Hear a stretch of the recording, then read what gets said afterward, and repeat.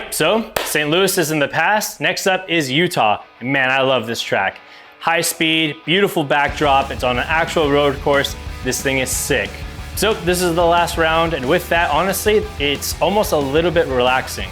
You can see the light at the end of the tunnel. You beat the hell out of the car all year. All the guys are probably pretty tired from fixing it all year. You know, you're doing what you love, because this is, let's be real, this is a lot of fun, but it's still work. Not the best year, if I'm honest. We've had some ups and downs, and all, the team has been great, and Utah is always a fun way to cap off the season. All right, so we've got the seating bracket first. And in my chase, if I'm honest, it was kind of sloppy. He slowed up on entry a little bit more than I thought he was going to, and he waited to go on throttle. And because of that, the front end of my car gripped up and straightened me out. Now I tried to get the car back sideways and finish off the rest of the track. That way it wasn't deemed a complete zero in case it was deemed his fault. After that, Jason, my spotter, comes on the radio, goes, hey, just have fun with it, try to beat him out front, and just put down a killer line. Maybe he'll make a mistake behind you. So I did my best and put down a lead line that I thought was pretty good, waiting and waiting and waiting, which seems like forever on line. We got the win.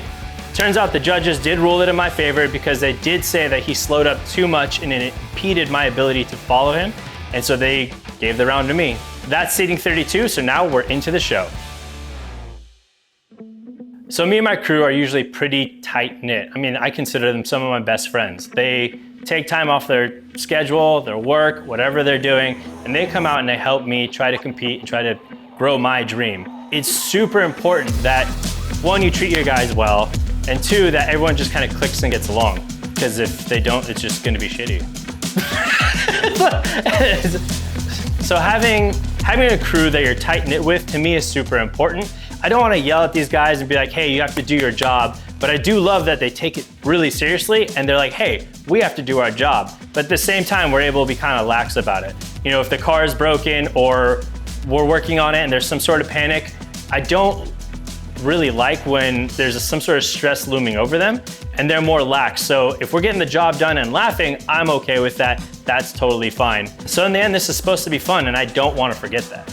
All right, we're in the top 32, and we're up against Chestnut in his BMW, powered by a V8 as well. I know he's gonna do his best in the lead. He's also a really cool guy and a good friend, so hey, let's have some fun with it. In the follow, we both go down the track and I throw it in, and as I usually tend to do, I touch the brake a little bit to kind of settle the car, make sure I don't plow into the guy.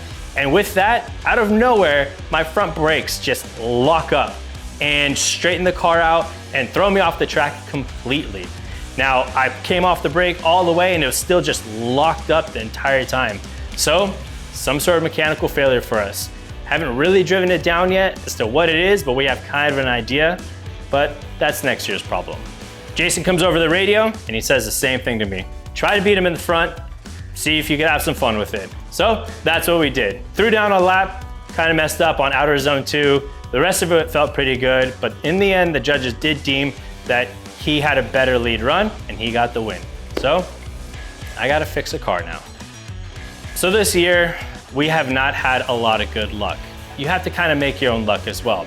And that's all in the preparation. And I think within the years that we've been doing it, we've gotten more and more prepared and just getting better and better. So for anybody that's looking to go racing professionally, really understand what it's gonna take. Don't burn yourself out just because you wanna go pro. Don't forget, again, this is supposed to be fun. We started all of this because it's just fun to slide a car. Racing the final lap of the season is always kind of emotional. And when you don't do well, kind of sucks. Especially when you think that you've got it, the car's got it, the team's got it, and then something dumb happens. You know, I thought we were driving really well, car felt great, and then we just had a mechanical failure, and that's all she wrote. Because I just really wanted to keep driving. It was just a lot of fun. I really liked that track.